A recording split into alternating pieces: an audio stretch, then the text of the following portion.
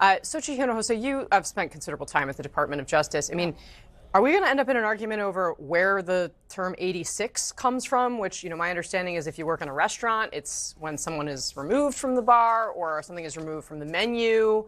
And of course, you have that statement from James Comey. That's sort of, I guess, the details of this, but there's also significant big picture implications. Yeah, that's right. Prosecutors at the Department of Justice always grapple with what is a true threat versus what is protected under First Amendment free speech, right? And this is what prosecutors and the Trump administration this is going to be a problem for them. It is a very, very high bar. They have to prove that James Comey intended to threaten Donald Trump. And they interviewed him afterwards, and it was very clear that he thought that it was political speech. He apologized for it, et cetera. Do I think that he was trying to, threaten Donald Trump's life? No. This is also on the backdrop of Donald Trump's tweet saying that he would come after him. And I think the problem with all this that the Trump administration faces is that if you are prosecuting and saying that this is a true threat, then what about all of the comments made by Donald Trump and his supporters? There was one that was similar that said that talked about Joe Biden, and the post was identical. The only difference was 46, and it was by a right-winger, and it was involving Joe Biden. And why isn't that person being prosecuted? So I think there are a lot of questions here about why there are one rules for one party and another rule for another party, and this is part of the retribution agenda. Tricia, this is your first time here in the arena. Thank you for being here. Thank you for having me. I want to give you a chance to respond to what Sochi said there, but I do think it's worth pointing out, get a grand jury to hand down an indictment. Yes. It does take a bit of time, so this was not something that was done immediately in response to Saturday's events. Casey, that's such an important distinction here because Donald Trump or Todd Blanche did not indict this individual. It was a federal grand jury that did. And I do have to say, I think if Kash Patel, if he posted this image 8648 to a future President Kamala Harris or a future President Gavin Newsom, I think that every single person at this table would really take real issue with it. Is it criminal?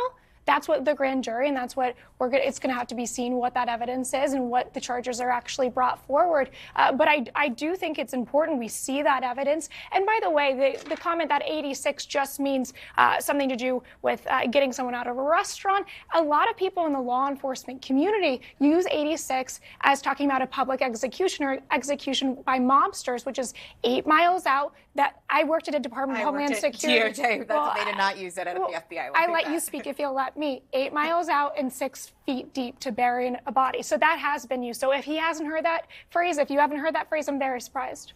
I will admit to not being an expert on the etymology of the phrase, other than we've heard what James Comey had said, and I do know that it has been used in restaurants. But Lulu Garcia-Navarro, can you speak to the big picture here? Because this is, of course, a Justice Department that's been through considerable turmoil. You had the president tell Pam Bondi, then Attorney General, to prosecute these people, right? She's, of course, not the Attorney General anymore. And the man who previously served as his personal attorney is acting in that role. Yeah, I think your previous guest said it very well, that this is a job interview. It has been very clear that the president wants Jim Comey and others on his list indicted, to face criminal prosecution. This is part of that larger picture. I think it is going to be made short work of. I just can't imagine in this country that we are in a place where shells on a beach is going to be perceived as something that could legitimately threaten the president's life.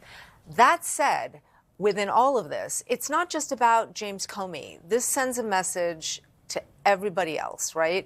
Because when you get involved in these kinds of selective prosecutions, what you're sending a message to is not only to the person that they're pointing the finger at, but everybody else, because they can come for you too. And that is the larger fear under which this sits, that this isn't just something that is aimed at James Comey. This is something that is aimed at any dissent